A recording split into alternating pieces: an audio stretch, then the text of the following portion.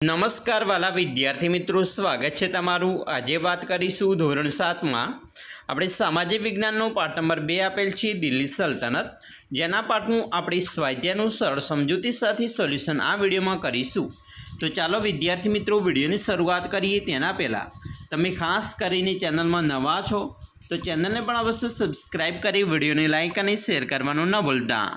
પાઠ મિત્રો 2 આપેલ છે દિલ્હી સલ્તનત, જેની અંદર મિત્રો સૌપ્રથમ પ્રશ્ન નંબર 1ની વાત કરીએ તો નીચેના દરેક પ્રશ્નના ઉત્તર માટે આપેલ વિકલ્પમાંથી સાચો વિકલ્પ શોધીને ઉત્તર લખવાના છે। મિત્રો પહેલો વિકલ્પ છે કે દિલ્હી સલ્તનતના ચહલગાન એટલે કે ચારગાનની સ્થાપના કોણે કરી હતી? તો અહીંયા 4 ઓપ્શન આપેલા છે, તેમાં આપણો જવાબ આવશે ડી, ઇલ્તુત્મિશ છે। બીજું, દિલ્હી સલ્તનતના પ્રથમ મહિલા શાસક કોણ હતા? તો અહીંયા મિત્રો આપણો જવાબ આવશે એ, રજિયા સુલતાના।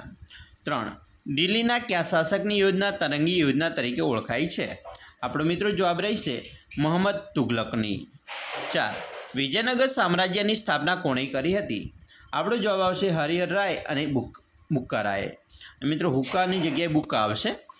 મિત્રો પ્રશ્ન 2ની વાત કરીએ તો યોગ્ય શબ્દો વડે નીચેના વિધાનો છે એની ખલગ્યા પૂરો, જેમાં પહેલી ખલગ્યા છે ઢાઈ દેનકા ઝોંપડા ખલગ્યા શહેરમાં આવેલ છે। આપણો જવાબ આવશે અજમેર। બીજું, દિલ્હી સલ્તનતની શાસન વ્યવસ્થાના કેન્દ્રમાં ખાલગિયા સુલતાન હતો? તો ખાલગિયા હતો તો સુલતાન હતો। ત્રીજું, દિલ્હી સલ્તનતનો અંતિમ શાસક ખાલગિયા હતો? જવાબ આવશે ઇબ્રાહિમ લોદી। 4, શ્રીનગર ખાલગિયા એ વસાવ્યું હતું? આપણો જવાબ આવશે અલાઉદ્દીન ખલજી। પ્રશ્ન મિત્રો 3 છે, નીચેના પ્રશ્નોના ઉત્તર 1-2 શબ્દોમાં લખવાના છે, જેમાં પહેલું મિત્રો છે કુતુબ મિનાર ક્યાં આવેલ છે? તો જવાબ આપણો આવશે કુતુબ મિનાર દિલ્હીમાં છે।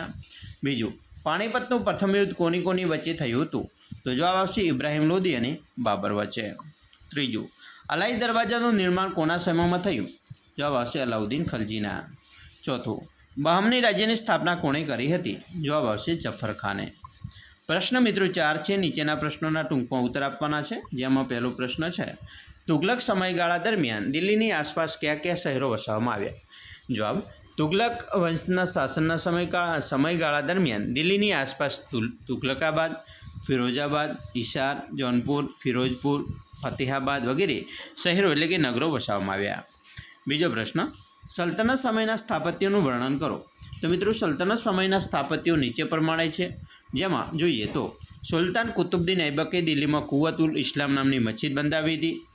તેણે દિલ્હીમાં મશહૂર કુતુબ મિનાર નામના મિનારાના બાંધકામની શરૂઆત કરી હતી। તેના સમયમાં આ મિનારાનો એક જ માળ બાંધી શકાયો હતો।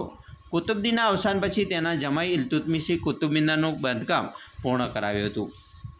કુતુબુદ્દીન ઐબકે અજમેરમાં ઢાઈ દેનકા ઝોંપડા નામની મસ્જિદ પણ બંધાવી હતી। સુલતાન ઇલ્તુત્મિશના સમયમાં હોજે શમી ઈદગાહ અને જુમા મસ્જિદ નામના સ્થાપત્યો બંધાવ્યા હતા। અલાઉદ્દીન ખલજીએ અલાઈ દરવાજો, શીરી કિલ્લો, શ્રીનગર અને હોજે ખાસ નામના સ્થાપત્યો બંધાવ્યા હતા। તુગલક વંશના શાસન દરમિયાન તુગલકાબાદ, ફિરોજાબાદ, હિસાર, જૌનપુર, ફિરોજપુર, ફતેહાબાદ વગેરે નગરો પણ વસાવ્યા હતા। સૈયદ વંશ અને લોધી વંશ દરમિયાન બંદખાનનું ગુંબજ, બડા ગુંબજ, મોટકી મસ્જિદ, શિયાબુદ્દીનનો મકબરો વગેરે સ્થાપત્યોનું નિર્માણ થયું હતું। આમ સલ્તનતના શાસન દરમિયાન દિલ્હીમાં અનેક કિલ્લાઓ, મસ્જિદો, તળાવો, મહેલો, સ્નાનાગારો, મકબરાઓ, પુલો, સરાઈઓ, બગીચાઓનું નિર્માણ થયું હતું। પ્રશ્ન 3, કૃષ્ણદેવરાય વિશે ટૂંકમાં માહિતી આપો। જવાબ, મિત્રો કૃષ્ણદેવરાય તુગલક વંશનો તેમજ વિજયનગર સામ્રાજ્યનો સર્વશ્રેષ્ઠ શાસક હતો। તે સમયના ભારતનો એક મહાન અને શક્તિશાળી શાસક હતો। તેણે શાસન દરમિયાન અનેક વિજયો મેળવ્યા હતા। તેણે રાજ્યના વહીવટીતંત્રને સંગીન બનાવ્યું હતું। તેણે સિંચાઈ માટે રાજ્યમાં તળાવો અને નહેરો પણ ખોદાવી ખેતીવાડીને સમૃદ્ધ બનાવી હતી। તેણે રાજ્યમાં કેટલાક અયોગ્ય કરવેરા નાબૂદ કરી પ્રજાનો પ્રેમ પણ મેળવ્યો હતો। તેણે વિજયનગરની પાસે નાગલપુર નામનું નવું નગર વસાવ્યું હતું। તેણે આમુક્ત માલ્યદા નામનો ગ્રંથ પણ લખ્યો હતો। તેણે અનેક કવિઓને રાજ્યાશ્રય આપ્યો હતો। કૃષ્ણદેવરાયે રાજા ભોજની જેમ સાહિત્ય અને કલાને ઉત્તેજન આપ્યું હતું, તેથી તે આંધ્રના ભોજ તરીકે જાણીતા બન્યા હતા।